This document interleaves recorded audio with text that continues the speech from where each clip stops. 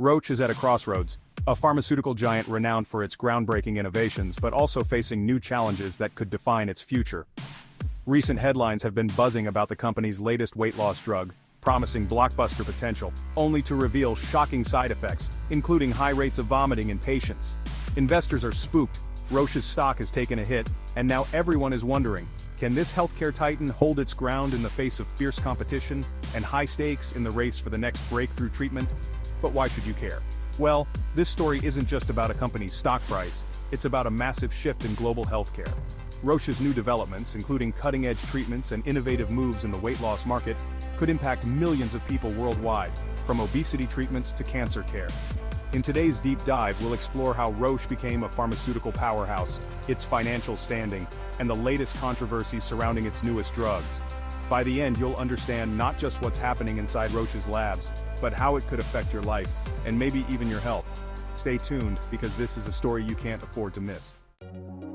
Founded in 1896 by Fritz Hoffmann La Roche, this Swiss pharmaceutical behemoth didn't just set out to make a difference, they aimed to revolutionize healthcare. Fast forward to 2024 and Roche's footprint is everywhere. From hospitals to labs, they dominate both drug treatments and diagnostic testing. In fact, chances are you or someone you know has benefited from a Roche product, whether it's a cutting-edge cancer treatment or a simple flu medication.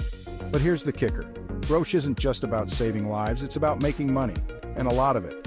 That's nearly 30 billion Swiss francs in just the first half of 2024, with pharmaceuticals leading the charge. But this isn't just a story of big numbers. This is a story of how Roche has risen, fallen, and risen again in a world where medicine meets massive profits. Roche's ownership is a key factor in understanding the power dynamics behind its operations. Let's break down the top 5 shareholders and what this means for the company and its strategic direction. Roche's primary shareholder with 1.4% of total equity, valued at 3.41 billion Swiss francs, is actually the family holding of the Hoffmann and Ori families who founded the company. This means that Roche remains heavily family-controlled, ensuring long-term stability and a clear, consistent vision for the company's future. Holding 0.5% of Roche shares, valued at 1.31 billion Swiss francs, MFS International UK Limited, represents a significant institutional investor. Their stake shows confidence from global asset managers in Roche's ability to deliver stable returns and growth. Along with 0.25% of the shares held by its Singaporean arm of MFS International, further solidifies the global interest in Roche, especially from key markets in Asia.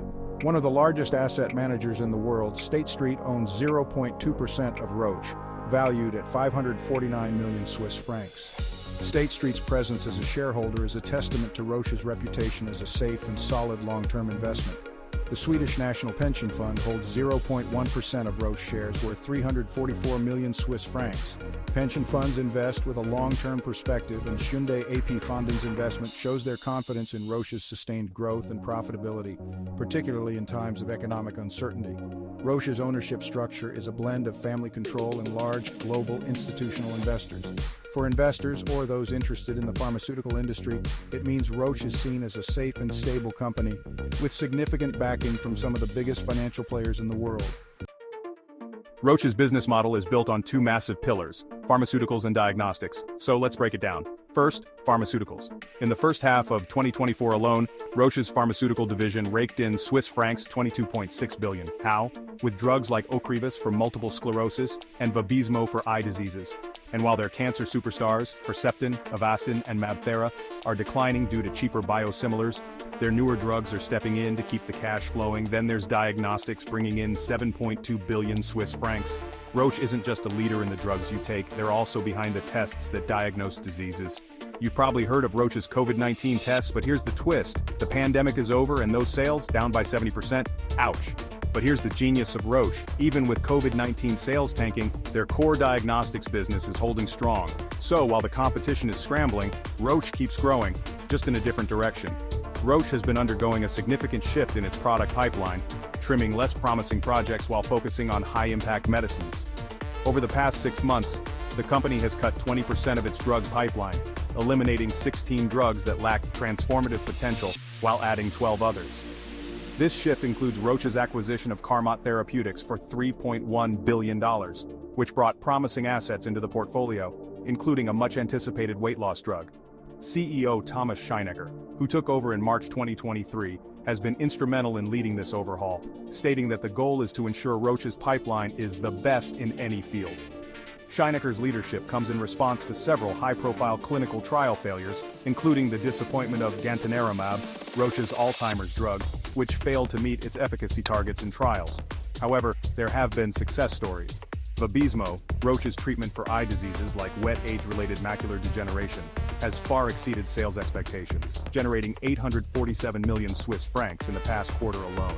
Additionally, Ocrevus, a key drug for multiple sclerosis, saw an 8% increase in sales, reaching 1.6 billion Swiss francs. Despite these successes, Roche faces criticism from analysts like Jefferies, who express concerns over the company's R&D productivity and the lack of significant trial results expected in 2024.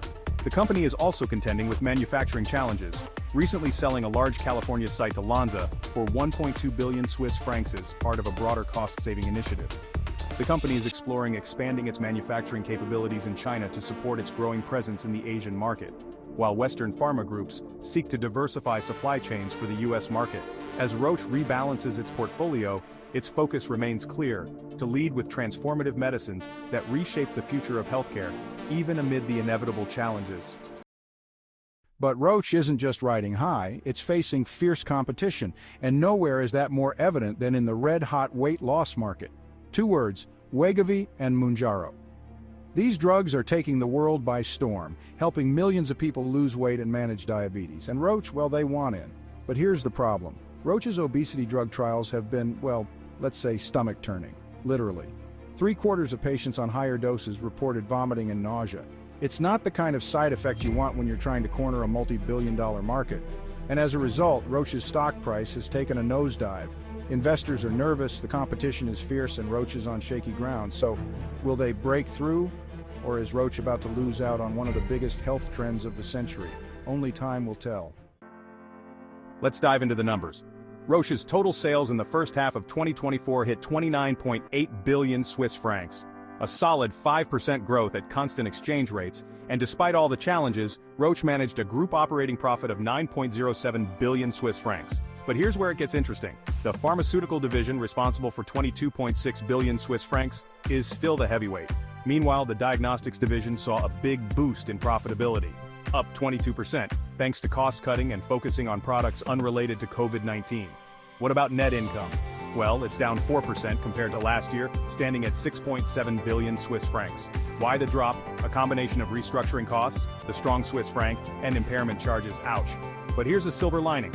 Despite the turbulence, Roche's earnings per share, EPS, rose by 9%, a sign that investors are still seeing the potential. But behind Roche's glossy image lies a dark chapter.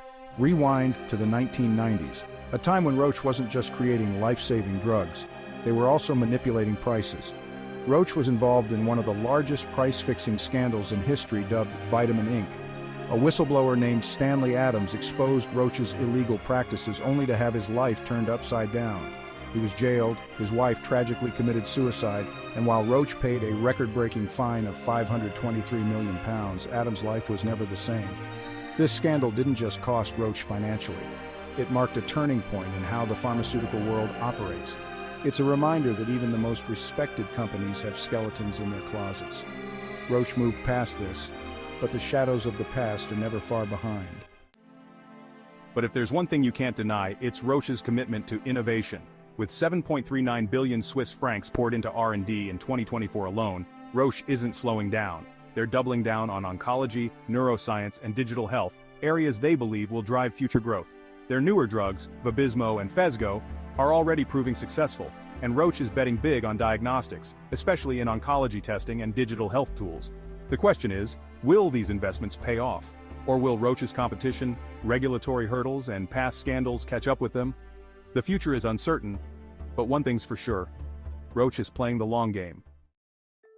So, what's next for Roche? Will they continue to dominate the pharmaceutical world, or are they on the verge of losing ground to fierce competitors like Novo Nordisk and Eli Lilly?